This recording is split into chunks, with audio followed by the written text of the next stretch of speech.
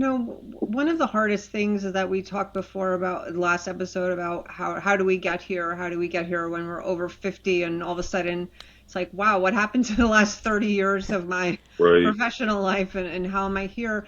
But you think back to when you're in your 20s and your 30s when someone uses the word retirement, it seems foreign, Mm-hmm. to be honest. Where do I start? What do I do if I don't have an emergency fund? I don't know where to start. What's more important? So, as much as I hate to say don't contribute to your retirement fund, if you don't have an emergency fund, that is the place to start because facing an emergency, it's going to end you up in debt, and then that ends up with credit cards, and that's kind of, that The domino cycle. effect that you end up. So that's kind of step number one. Number two, as far as retirement accounts go, yes, if you have a plan in your workplace, I really encourage people to max out on those contributions, especially if you're getting company match. I mean, company Mm, match, free money, and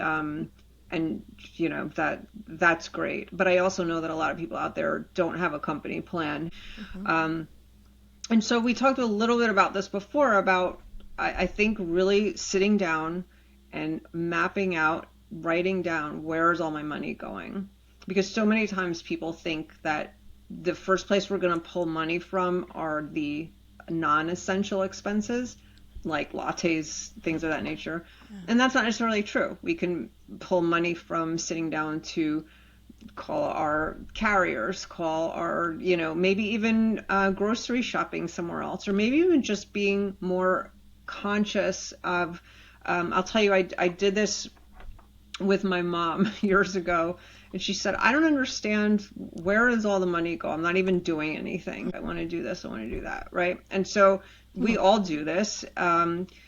I was shocked when I did mine years ago to see how much I was spending at drugstores just on, you go to a CVS, Walgreens, whatever it is in your area, and it's very common that while you're there, you're like, I need toilet paper. The toilet paper's there. But sometimes those household items can be much more expensive. Go buying them at CVS versus, somewhere else. And right. Right. all this money going.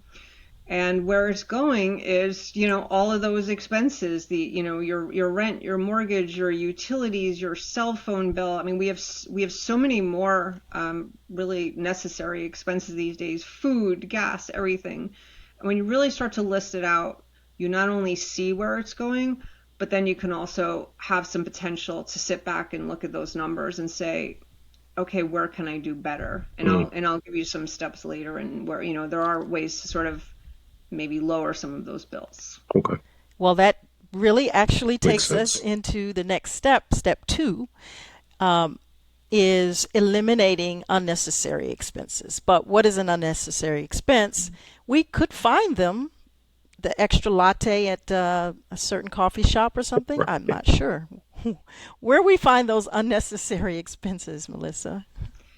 Exactly. And, again, easier said than done. I always tell people too that everyone's journey is going to be different. And it really is also about finding a balance. Depending on where you are, you don't want to go from one extreme to another. The thing is too, I think that people are really afraid of when you hear the word budget, I understand, it sounds like the sirens going off. Oh no, I'm not going to have any fun. It sounds restrictive. But I think that also, like, so much of what we're talking about is mindset. And maybe just start with the reality is a lot of the money that we're already spending, we have places we can save. So it might not even be about, I mean, I just went through and I have cut our cell phone bill. I have cut we have to have a landline where we are. And I cut that price about $50 a month with our carrier just by making a phone call.